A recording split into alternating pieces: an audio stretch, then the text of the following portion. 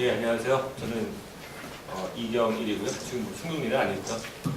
저희 삼성물산에 과장하고 있습니다. 그리고 오늘 자리가 좀 저희 회사 차원에서의 어떤 그런 뭐 보는 뷰가 아니라 제가 그 전에 경험했던 그 시장을 정리해놓은 내용이기 때문에 좀 개인적으로 좀 발표 자료이기 때문에 그렇게 좀 이해를 해주시고 저희 이해 좀 기자분들 해주셨으면 좋겠습니다. 오늘 멘트가 상해 총명으로 나왔기 때문에 그 입장에서 말을 하겠습니다.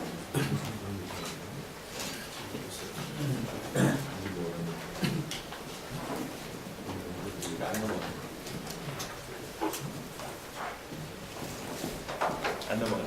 네, 맞습니다. 네. 처음에 조금 그런데요. 조금 넘겨주세요. 네, 넘겨주세요.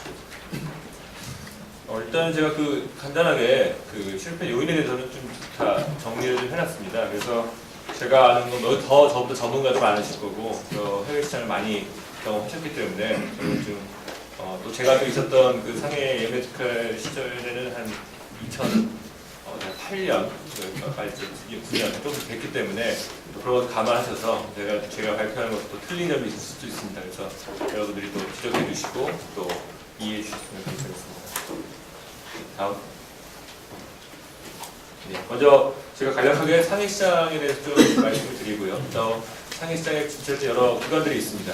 그래서 진출했던, 지금도 많이 진출을 하시지만은 실제 병원의 형태를 갖추고 비즈니스의 형태를 갖춰서 나가신 분들을 좀 비교를 했고요. 네, 마지막으로 제가 볼 때 이런 게 좀 더 고쳐졌으면 좋겠다라고 생각하는 부분에 대해서 말씀을 드리도록 하겠습니다.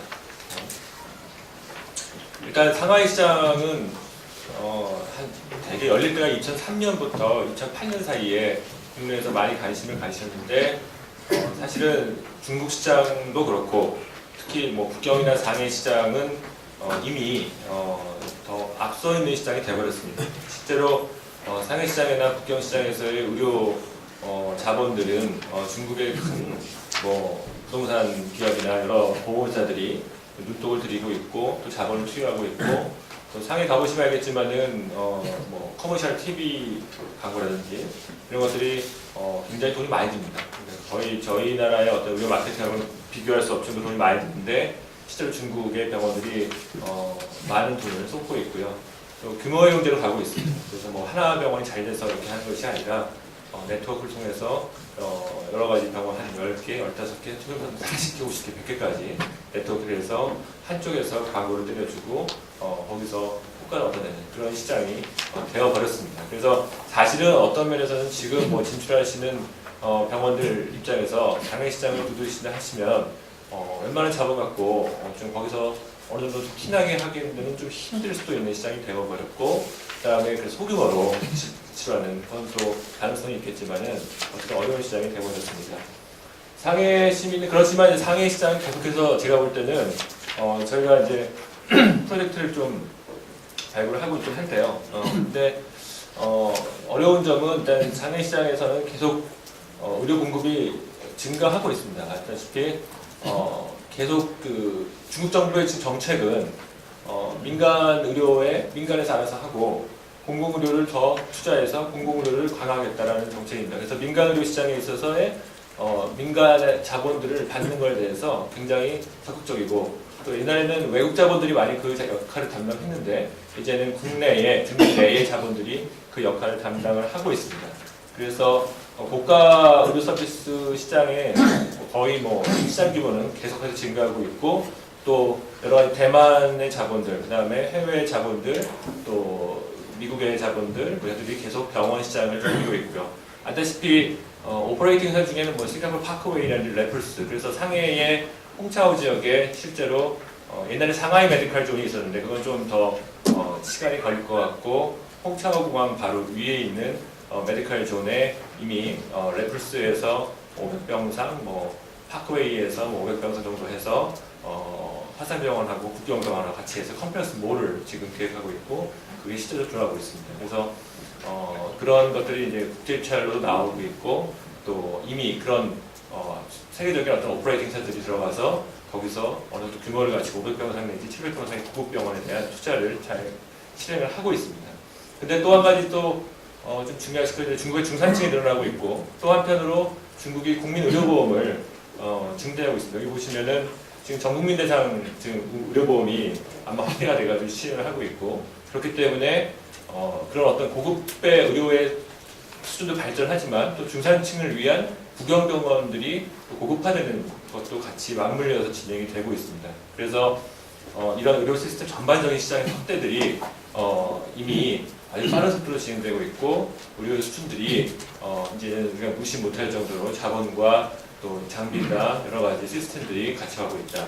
거기다 플러스 대만 자본이나 또 싱가포르나 이런 선진 운영 오퍼레이팅의 시스템들이 들어가서 굉장히 빠른 발전을 보이고 있다고 할 수 있습니다. 다음. 네, 이건 뭐 제가 간단하게 상하이 그 국공립병원들 의료보험의 그 내역들 그래서 상위 중국이나 이런 것들 중국에서의 의료보험들이 어떻게 커버되고 이런 것도 민감합니다. 꼭 중국뿐만 아니라 여러분들이 국가에 진출하실 때 그 국가의 의료보험이 어떻게 흘러가는지에 대해서도 굉장히 민감하시고 더 잘 아실 겁니다. 그래서 민영보험이나 국영보험들이 어떻게 흘러가는가를 먼저 예측하고 거기에 대한 시장 예측이 반드시 필요하고요. 단지 이제 한국에서 자꾸만 이제 저희 한국 병원들이 생각하는 것들은 한국에서의 어떤 의료 시장, 마케팅, 그 다음에 어떤 시스템 여기에 너무 고정화돼서 해외 시장을 나가실 때 이제 그런 개념을 가지고 거기서 적용하면 되겠지. 그래서 뭐 진료 잘하면 되겠지. 또 잘해주면 되겠지. 우리가 열심히 하면 입소문이 나겠지. 이런 거에 시장에 대한 어떤 감을 가지고 나가는 경우가 많은데 이러기에는 조금 이제 위험한 거 아닌가 생각이 들고요. 정확히 그 국가에 대해서 조사도 아무리 소형 병원이라 하더라도 요새는 뭐 여러 가지 의료기관들 정부에서도 그런 어떤 자료들을 내놓고 있기 때문에 그런 걸 충분히 검토하시고 거기 안에서 뭔가 인사이트를 발견해주셔야 된다고 생각합니다. 그거 없이 인사이트 없이 그냥 국내에서 인사이트 갖고 나가셔서 하기에는 각 국가마다 정말 어려운 점이 있습니다. 또 의료라는 것이 뭐 한 군데서 잘 돼서 뭐 찍어내듯이 찍어낼 수 있는 부분도 아니고 또 그것이 또 국가마다 컬처가 다르고 제도가 다르고 또 거기에 어떤 관계가 다르기 때문에 그것을 잘 파악하고 나가시는 것이 굉장히 중요하고 이런 부분은 저보다 다 잘 현장에서 알고 계시다고 생각이 듭니다. 중국의 의료 이용의 특성을 좀 분석해 보시면요. 저희가 작년에 상해의 마켓 서베이를 좀 했는데요. 뚜렷하게 브랜드를 선호하는 경향이 강해지고 있습니다. 그러니까 뭐 우리나라나 다른 나라 다 마찬가지예요. 명의가 중요하고 그다음에 명의 플러스 브랜드와의 같이 겹쳐져서 시너지를 낼 때 가장 강력한데 이제 브랜드를 선호하는 경향이 아주 강해지고 있습니다. 그래서 그 브랜드라는 것은 결과적으로는 상해 시장에서의 어떤 광고입니다. 근데 이게 왜 그럼 광고 잘한다고 좋은 병원이냐? 그 우리나라 잘 아닌데 그 의문을 가지시는 분도 있을 건데 중국 시장의 특징을 좀 살펴보면 중국에서 신용이라는 것은 사실 여러분도 아시다시피 많지가 않습니다. 신용이라는 것이. 그럼 중국의 환자의 입장에서 가장 믿을만할 수 있는 병원은 뭐냐면은 돈이 많은, 망하지 않는 기업이 되겠죠. 망하지 않는 병원이 되겠죠. 그럼 망하지 않는 병원이 갖고 있는 것은 자본력이겠죠.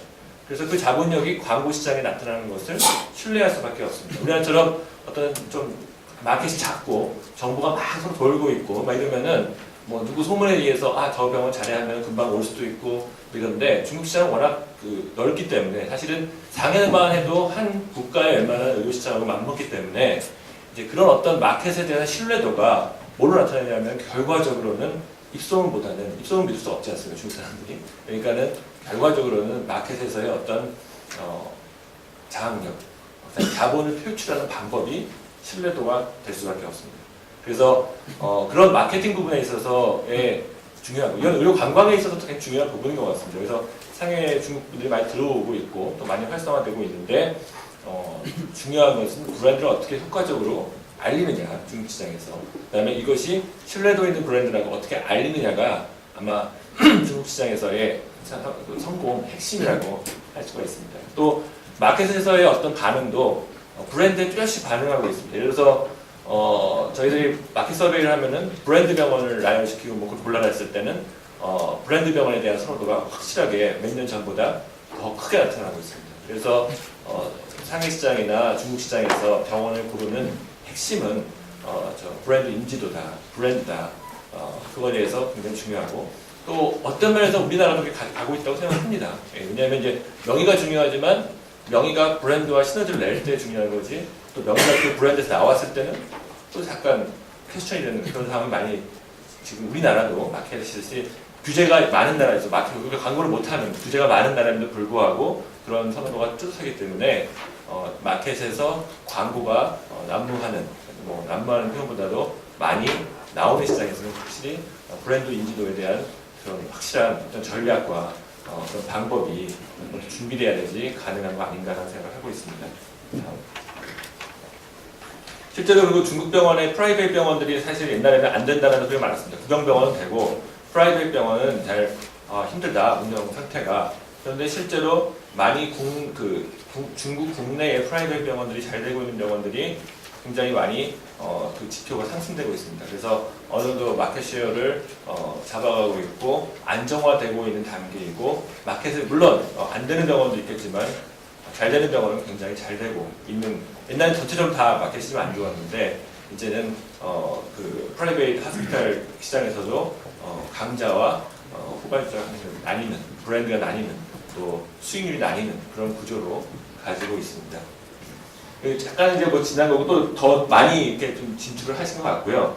근데 한국병원에 이제 한창 한 발에 진출을 했었고 요 근래 뜬한만 거 사실이고 개인적으로 진출하시는 경우가 합작을 통해서 뭐 예를 들어서 브랜드를 빌려주다거나 아니면 의수를 그쪽에서 하시다거나 아니면 왔다 갔다 하시는 개념으로 병원에 진출할 경우가 많고 자본을 투여해서 진출하는 경우는 사실 많이 좀 줄어든 상태라고 보시면 되고 지방이나 프로빈스가 내려갈수록 그런 것들이 좀 느낌이 있는데 이제 프로빈스가 내려갈수록 그러면은 더 좀 안 되는 시장 그건 맞지 않습니다. 그러니까 마켓이 올라오는 속도가 상해 북경과 같이 다른 지역들도 굉장히 빠르게 올라오고 있습니다. 같은 형태를 하고 있기 때문에 여러분들이 중국을 진출하실 때 또 지방이라고 프로빈스 같은 이렇게 이석 삼성 도시라고 해서 너무 낮게 보시고 또 쉽게 보시는 건 아니라고 생각합니다. 그래서 왜냐하면 이제 그 중국의 그 프라이빗 병원들의 전략이 상해나 북경은 안테나샵입니다. 그래서 거기서는 수익을 안 남겨도 된다. 브레이크even 치면 된다. 결국에는 나머지 이성, 삼성에서 그 브랜드를 갖고 후방 효과를 통해서 수익을 올리겠다는 전략을 갖고 있기 때문에 그 브랜드가 지역으로 퍼지고 있습니다. 그렇기 때문에 이성, 삼성 지역이라 할지라도 브랜드에 대한 인지도가 낮다고는 할 수는 없고 또 상해나 북경에 있는 브랜드가 중요하게 생각하고 뭐 그런 게 굉장히 강해지고 있습니다. 그래서 여러분들 진출하실 때 지역을 고를 때도 이런 어떤 브랜드에 대한 어떤 그 마켓의 어떤 인지도 또 브랜드에 대한 민감도를 잘 판단하시고 그 민감도가 낮은 지역에 가시는 것이 소자본일 때는 좀 유리하실 거라고 생각합니다. 다음. 그래서 이제 보통 영업이익률 저희들이 조사해 보면은 중국의 대형 일반 병원의 경우에는 한 7년, 그다음에 프라이빗 고급 병원이 잘 됐을 때도 한 3년 만에 프라이빗 이론을 넣었고 고급 의료원의 경우는 한 5년이 소요되고요. 이거 너무 잘하시는 유나이트 패밀리는 이미 이제 뭐 미국 자본이라기보다는 중국 대만 자본이 들어가서 중국화되어 있는 상황이고 그다음에 상해나 비용도 어느 정도 이익이 나고 있는 상황이라고 볼 수 있습니다. 그래서 파크웨이가 굉장히 약진을 하고 있습니다. 그래서 처음에 파크웨이가 그 메리어트 호텔에 한 300억을 투자해서 이제 했는데 점점점 M&A를 통해서 클리닉 계열의 사람을 사들이기 시작하고 이제는 그걸 기반으로 해서 500병상이나 700병상들의 병원들을 지금 새로 짓기 시작하고 있고요. 중국 자본 거점 현처로. 그 다음에 또 중국의 보험회사들이 일단 중국의 병원으로 M&A를 시작했어요. 그래서 프라이빗 병원 중에 잘 안 되는 병원들을 매집해서 보험과 연결해서 어떤 브랜드를 만들고 또 효과를 내는 것들을 시작하고 있는 상황으로 보시면 됩니다. 그래서 이런 것들이 또 공공병원들도 사실은 굉장히 우리가 생각하는 옛날의 공공병원들도 중국 정부가 돈을 많이 쏟아부었습니다. 그래서 어느 정도 수준에 올리기 위해 노력을 하고 있고 뭐 VIP라든지 이런 들을 위한 그런 새로 구분된 그런 병동은 굉장히 프라이빗 병원과 경쟁할 정도의 경쟁력을 좀 갖춰나가고 있는 상황이라고 할 수 있습니다. 근데 이제 중국 시장은 그런데도 불구하고 가보시면 아직도 뭐 내가 볼 때는 아직 아니야라고 분도 계십니다. 그것은 중국 마켓의 특징이 너무나 이 하이 클래스와 로우 클래스가 같이 공존하는 세상이고 어느 클래스가 더 두터우냐에 따라서 시장의 변화가 되는 거고 분명히 로우 클래스를 대상으로 하는 병원이 존재하기 때문에 여러분들이 가셨을 때 그런 병원을 가셨을 때는 아직은 멀었다고 생각하실지 모르겠으나 그 시장에 그렇게 보시면 안 된다는 거죠. 그 시장이 워낙 이렇게 저희 나라처럼 이렇게 같이 이렇게 어떤 뭐 이렇게 올라가는 게 아니라 이렇게 올라가는 시장이기 때문에 그 다양성이 분명히 있고 그 다양성을 인정하는 시장의 형태로 진행하고 있다고 보시면 됩니다. 다음. 예. 잘 아시죠? 조금 조심되는 부분이 제가 이제 뭐 다른 저 메디컬 센터를 했지만은 뭐 다른 SK나 이런 병원들이 실패 사례라고 보여야 되냐 또 여기를 제가 언급하기엔 좀 그런 부분도 있는데 그건 또 같이 비교해 보시면 좀 인사이트가 있을 것 같아서 여러 병원들을 좀 같이 했고 현재 지금 운영되고 있는 병원도 사실은 있습니다. 그래서 이 병원을 제가 정보 없는 상태에서 함부로 판단하기 좀 그래서 또 그런 부분을 좀 고려해서 들어주시길 바랍니다.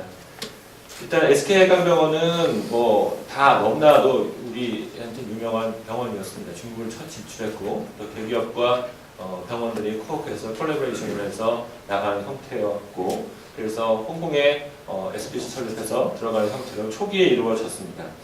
다 알고 있습니다. 병상 규모수는 크지 않은 20배드 정도로 해서 폴리클리닉 형태로 들어갔고 과목도 9개과 그 다음에 지금의 현재는 이메일이 계속 갖고 있는지 모르지만 매각이 중국 자본이 매각이 돼서 지금은 중국 병원이 운영을 하고 있고 최초의 중의합작의 형태를 띄웠었고 그다음에 그런 여러 가지 병원들이 같이 한 걸로 알고 있습니다. 그래서 이제 준비 운영 단계에서는 그 당시에 이제 규모에 비해서 마켓을 정확히 초기 단계였습니다. 사실은 성공하기 굉장히 힘든 단계였고요. 뭐가 잘못됐다 잘못됐다 해서 저는 오히려 평가하는 게 잘 들어가셔서 그때 정말 용감하게 마켓을 이렇게 태핑했다라고 보이는 그런 게 더 우리가 인정해줘야 되는 프로젝트라고 봅니다. 그래서 사실 그 뒤에 이렇게 컨소시엄 형태로 대기업과 중소기업이 코업해서 가는 게 거의 없었거든요. 그래서 다시 또 이런 구도를 만드는 것도 쉽지 않은 거였지 않고요. 그래서 그런 의미에서 의미가 있었고 또 그 당시에 또 센세이션하게 중국 시장에 처음 북경 시장에 진출해서 어느 정도 그 마켓에 영향을 줬던 것도 사실이었습니다. 근데 사실은 이제 그때 가장 페인이 뭐냐면 이제 부동산 임대료가 갑자기 올랐고 또 그 수익을 맞출 수 있는 영업적인 워킹 캐피탈이 그렇게 넉넉하지 않았고 또 경영진들이 여러 쉐어홀더들이 있다 보니까 의견 조율이 쉽지 않았던 것이 의사결정이 빠르지 않았던 것이 좀 아쉬운 부분입니다. 사실 어제 의사결정을 빨리 해서 나갔더라면 저희도 이제 예식과 한 워러브되는 쉐어홀더로 참여를 했었는데 의사결정이 그때 빨랐으라는 사실은 굉장히 좀 더 뭐 유라이펠리처럼 안착될 수 있는 가능성이 있었던 병원이기도 한데 아쉬운 부분도 있고요. 또 그 당시에 성형외과라는 브랜드를 처음 우리가 알리기도 했었습니다. 그렇지만 이제 그 마켓을 정확히 조사를 서베이를 좀 약했던 것 같습니다. 그래서 어떤 마켓에 무슨 과목을 집중해서 어떤 과목에다가 9개 과목을 다 이제 이렇게 쉐어홀더들이 같이 들어가다 보니까 서로 이제 잘하고 싶은 욕심에 그 마켓에 아직은 성숙되지 않은 과들이 들어왔고 잘 되는 과들이 그것들을 좀 더 중심적으로 해서 넓혀갔어야 되는 건데 이제 각 쉐어홀더 다 들어와서 서로 의견 조율을 하다 보니까 안 되는 과에 대한 어떤 운영적인 부담들이 잘 되는 과에서 넘어가는 구조가 됐기 때문에 사실은 집중하지 못했다는 그런 좀 아쉬움이 있고요. 그 다음에 또 진짜 로우 클래스, 하이 클래스로 가는 정확히 하이 클래스 통해서 마케팅을 전략이 있어야 되는데 그 당시에 중국 시장의 마케팅 전략에 좀 놓친 부분이 있었습니다. 그래서 그런 부분이 좀 아쉬웠고 하지만은 뒤돌아보면 정말로 좀 어떤 구도나 어떤 정말로 처음 시도할 수 있는 그런 어떤 챌린지적인 어떤 포인트들은 굉장히 좋았던 사례인 것 같습니다. 다음. 네, 저한테는 좀 뼈 아프고 또 아직도 아쉬운 이메디컬 센터인데요. 그때 이제 하는 방법은 SPC 설립해서 이제 채널 한라그룹이라는 데가 투자를 했었습니다. 그래서 그쪽에서 같이 하고 또 여러 투자자 좀 개인자들 모아서 저희 갔었고요. 그 다음에 그쪽은 이제 거의 폴리클리닉 형태의 미용 전문 센터로 갔었습니다. 그래서 2005년도에 설립을 했고요. 그 다음에 그때 이제 주주들이 있고, 당시에 이제 아쉬웠던 것은 저도 FS 단계에서 참여를 했지만 그때 처음에는 부동산을 살까 했었습니다. 그 부동산 자체를. 근데 이제 그래서 팬인 것 같아요. 그래서 못 샀습니다. 그때 운영 마련하면서 너무 또 이 운영 캐피탈 사이즈가 커버리면 리스크가 있기 때문에 가장 최소한 리스크에서 해보고 잘 되면 늘리자고 했는데 해보고 잘 되면 늘리자가 힘들죠. 그렇기 때문에 해보고 들어가면 일단 거기에 매몰되게 되고 늘리는 게 사실 쉽지 않습니다. 그래서 저희 초기에 들어갔을 때보다 임대료가 거의 나올 때 거의 3배가 임대료가 뛰었었습니다. 네. 그래서 사실 그때의 부동산 시장에 대한 어떤 흐름을 잘못 짚었었고 FS 단계에서 그것도 정확히 짚어내서 좀 더 힘들더라도 펀드레이징을 해서 건물을 매집해서 하나의 그 통으로 가는 전략이 많았었는데 저도 테스트 단계였다 보니까 그렇게 됐었고요. 초기에는 운영적인 면에서는 여기는 완전히 병원이라기보다는 어떤 뷰티샵 개념으로 중국시장에 들어갔었고 초기 운영자들이 조금은 병원 개념으로 운영을 하다 보니까 중국시장과 안 맞는 점이 있었습니다. 그래서 후반기에는 좀 확 바꿔가지고 저희가 이제 미용을 많이 좀 집중을 했었고요. 사실 그때 구조에 들어가서 제가 이제 2006년 1년 반 동안 구조 조정을 했었는데 일단 나올 당시 이제 브레이크 이븐 포트를 거의 마쳤습니다. 마치고 저희가 마친 이유가 뭐냐면 결과적으로는 피부과가 성공했었습니다. 그때. 당시에는 이제 성형외과랑 내과, 치과가 다 한국분 의사들을 집어넣었었고 그다음 밑에는 스파를 집어넣었었는데 이제 그 당시에 유일하게 피부과를 위쪽 한국분들이 이렇게 오더를 내리시고 중국 의사가 피부 진료를 기계로 하는 식의 그런 식으로 피부과를 집중했었습니다. 그래서 매출은 사실 위가 크지만 이익은 아래가 거의 다 올리는 구조로 가서 사실 브레이크 이븐 포인트를 갖고 아쉬웠던 것은 그 다음에 이제 확장 전략으로 들어가고 마케팅을 어떻게 쏟아부으냐의 문제였었는데 사실은 거기서는 더 펀드레이징을 해야 되는데 과거의 어떤 오퍼레이팅의 어떤 그런 수치가 나오는데 그것도 펀드레이징 다시 또 하기가 좀 어려운 부분이 있어서 매각을 시도를 했었습니다. 매각을 시도를 했었는데 일단 파크웨이 쪽에서 저희 매각을 시도했었는데 파크웨이 쪽에서 사겠다는 의도를 보였고 그때 이사회 때 올렸는데 이제 한라그룹 쪽에서 사시겠다고 하셨고 그래서 일대주주로 한라그룹 올라가셨고 근데 이제 아쉬웠던 거는 그 두 협력사들이 계속 협력을 잘했던 분인데 협력이 깨졌습니다. 그래서 한라그룹 단독으로 이걸 운영을 했었는데 2년 동안 증자를 해서 했었는데 운영적인 측면에서 계속 갔어야 되는데 너무 효율 측면을 잘 보다 보니까 2년 만에 다시 또 경영 상태가 좀 안 좋아졌고 그리고 다시 중국 매각을 했고요. 중국의 모기업이 지금 매각을 받아서 굉장히 성공했습니다. 지금 예스타라고 해가지고 중국 특유의 그 브랜드 마케팅을 통해서 60개 한 성형외과 한 10개가 지금 확장이 돼 있고 60개 병원 네트워크가 가지고 있는 병원이 인수해가지고 지금 예스타는 굉장히 중국에서 중국 가보시면은 뭐 TV에 예스타 나오시는데 그게 이제 전신이라고 보시면 됩니다. 그래서 가보면은 옛날 소프트웨어를 그대로 운영을 하고 있습니다. 그래서 그때 참 선구자적으로 어쩌면 소프트웨어나 뒤 디자인이나 이런 거 참 선구자적으로 나갔는데 아쉬웠던 거는 역시 저희가 FS 단계나 그 자본 확충 문제를 좀 어려웠다. 그래서 그런 부분은 굉장히 앞으로 좀 중요하실 거다라고 생각이 듭니다. 다음. 예. 요거는 뭐 지금 아직 운영하고 있으시니까 제가 성공이나 실패를 얘기할 수는 없고요. 사실은 제대로 된 병원의 진출이었습니다. 그래서 이것은 저희 중국그룹 현지그룹과 저희 병원이 후에 또 후반에 또 발표를 하시니까 제가 아직 그 후의 정보는 사실 없고 제가 아는 정보를 여기를 표현했기 때문에 좀 모자란 면이 부분이 있습니다. 그래서 지금 현지에 제가 제 경영 평가를 할 수 없고 제대로 된 어떤 조인트 벤처를 세우셔서 나가셨으나 상해 지역에 대한 어떤 마켓에 대한 플레이어를 잘못 좀 선택하셨던 부분이 있는 것 같습니다. 물론 고생 많이 하셨고 또 그 위치 장소나 이런 것도 중국의 어떤 이 병원의 어떤 수준 타겟 커스터머의 수준과 이 장소가 너무 좀 언밸런스한 부분이 있었고 그 다음에 또 그 로컬 파트너가 상해 지역에서 스페셜티가 있지 않은 부분이 좀 있었던 것 같습니다. 그래서 지금 굉장히 열심히 또 하고 계시지만 또 어떻게 향후 잘 될 가능성이 있겠지만 지금 제가 아는 그 나올 때 상해 2009년 10년도까지는 그런 면에서 조금 어려웠던 부분이 있었던 것 같습니다. 다음. 네.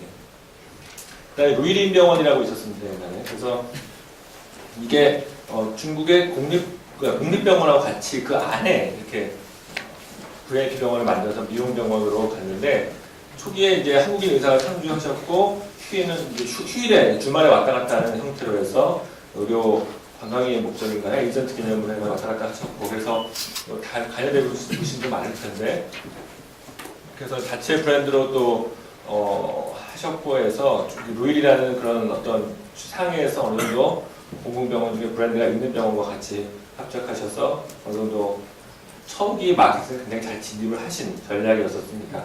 근데 이제 이 나중에 부분에서는 계속해서 이제 자체 브랜드로 가거나 아니면은 그 루이린, 그러니까 이제 중국 병원에 있어서 참 어려운 점이 국립병원과 합작을 하시면 이 VIP가 국립병원도 갖고 싶고 프라이빗 병원도 갖고 싶고 서로 갖고 싶은 겁니다.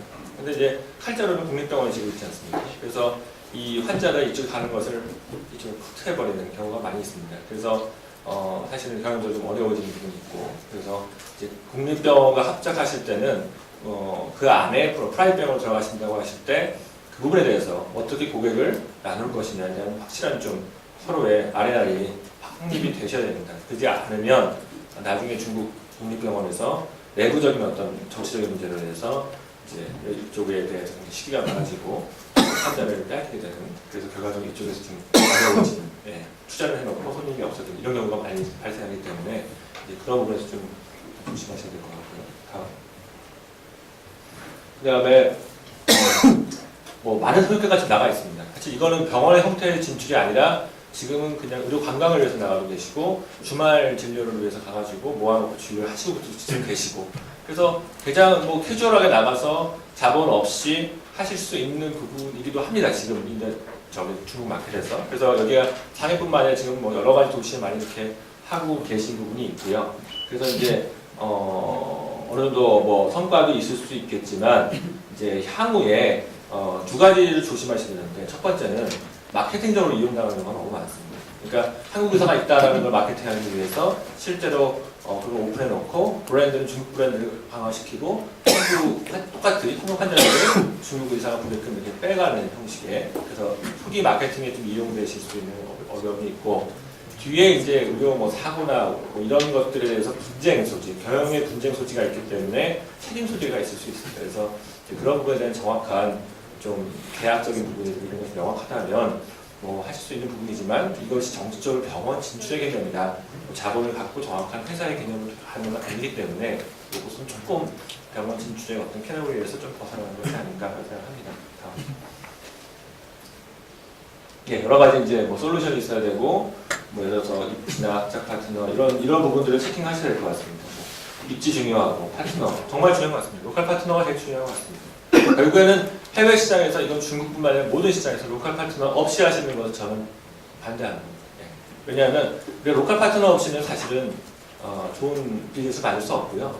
좋은 로컬 파트너를 고르는데 초기에 많은 노력을 하셔야 될 것 같고요. 두 번째는 초기 FS에 있어서 굉장히 많은 좀 어느 정도 워킹 캐피탈을 충분한 여유를 가지시고 가셔야지 국내 시장에서의 워킹 캐피탈이나 FS 돌리는 그 수준 갖고 해외 시장에 가셨을 때는 어려움이 닥쳤을 때 당황하신다. 그래서 그 다음에 다시 또 펀드 레이징 하시려도 굉장히 어려움이 있다. 그래서 초기에 충분한 FS와 전략, 그 다음에 그것이 필요하고 세 번째는 마케팅입니다. 마케팅을 어떻게 할 것이냐 정확히 머리에 넣고 가셔야 됩니다. 네, 확연히 가서 열심히 진료하면 되겠지. 환자 잘해주면 되겠지. 이것은 아닙니다. 이것은 국내에 또 요새 안 되는 거고요. 해외에 나가셨을 때는 어떤 마케팅 채널을 통해서 우리 브랜드를 인지하고 어떻게 광고할 것이고 어느 정도 비용을 책정할 것이고 어떤 돈이 없다고 그 마케팅이 광고만 하라는 얘기는 아닙니다. 어떠한 채널을 통해서 뭐 여러 가지가 있을 수 있기 때문에 그 시장에서의 광고의 흐름이나 전략이나 이런 것들을 잘 파악하셔서 거기에 맞는 마케팅 전략을 효과적으로 수립하시는 것이 가장 핵심입니다. 그래서 세 개만 좀 확실하게 돼도 성공 가능성 5대5는 가지고 계신 거다. 나머지 5는 현재 오퍼레이팅, 이제 뒷단에서 오픈하고의 문제, 뭐 HR이라든가 휴먼 리소스나 뭐 이런 부분에서의 문제이기 때문에 그건 사실 운영적으로 들어가서의 문제고 앞단에서 조심하실 것은 그 세 가지가 가장 조심하셔야 되고 너무 섣부르게 로컬 파트너에 대해서 확신을 갖거나 그러지 말으셨으면 하는 부분이 가장 이해가 되고요. 그다음에 뭐 이제 레귤레이션 이런 것은 여러 가지 뭐 뚫고 나갈 수 있는 부분이고 사실 뭐 운영처에서 운영을 해보면 정말 너무나 많은 여러 가지 변수도 생깁니다. 사실 뭐 의료약품 뭐물 거기 있는 걸 쓰면은 가져다가 막 이런 것도 하여튼 별일 다 생기는데 그러기 위해서 그거는 좋은 운영할 수 있는 인력을 소싱하시는 거죠. 그게 되게 중요하고 거기서 그 현장에서 해결하기 때문에 현장의 인력의 수준이 중요한 것 같습니다. 다음. 예. 그래서 이제 마지막으로 이제 정리를 해보면 첫 번째 진출 말씀드린 대로 진출 시 사업 전략 말씀드린 FS라든지 마케팅 전략이라든지 로컬 파트너와의 R&D라든지 컨트랙트 관계라든지 릴레이션십이라든지 법적인 어떤 문제라든지 또 임대료 상승이나 부동산 상승이 임대로 갈 것이냐 사고 갈 것이냐 문제라든지 이런 문제에 대해서 굉장히 많은 인사이트와 스코어를 하셔야 됩니다. 그것이 저희가 볼 때는 베트남 시장, 요새 뭐 미얀마 시장도 많이 열리고 저희가 그러는데 초기 시장이 다 마찬가지로 적용되는 것 같습니다. 중국뿐만 아니라 모든 시장에서 보시고 두 번째는 국내 패러다임에서 벗어나시는 겁니다. 국내 의료 마케팅이나 의료 수준의 의료 어떤 비즈니스의 어떤 그 고정관념에서 철저하게 벗어나시는 겁니다. 그것이 바로 이제 딱 걸리시는 게 홍보 마케팅인 거예요. 이렇게 마케팅 안 하는 거예요. 이렇게 어떻게 마케팅하지? 거기에 룰을 따르셔야 되고 거기에 핵심 마케팅이 무엇인지를 파악하셔서 그걸 따르셔야 됩니다. 그리고 왜냐하면 운영적으로 앞서가는데 마케팅적으로 뒤쳐지는 경우가 너무 많아요. 그래서 이제 그 문제가 되는 것 같고요. 그 다음에 마지막으로는 계약 관계입니다. 그 투자자들 간에 국내 투자자를 돈을 모으셨다면 국내 쉐어홀더들 간의 릴레이션십이 굉장히 중요합니다. 네, 그래서 그 분쟁이 없어야 일단 집안이 조용해야 밖에 나가서도 조용할 거 아닙니까? 주경하고 나가서 또 쉐어홀더 로컬 파트너와 피를 섞으셨을 때 관계 거기서 깨지면 정말 골치 아픕니다. 당할 수밖에 없는 관계이기 때문에 우리가 자기 다운입니다. 그래서 그런 어떤 계약 관계가 중요합니다. 그래서 이 세 가지를 좀 하셔서 중요한 거는 병원 사업 모델 또 병원만으로 하시지 않습니다.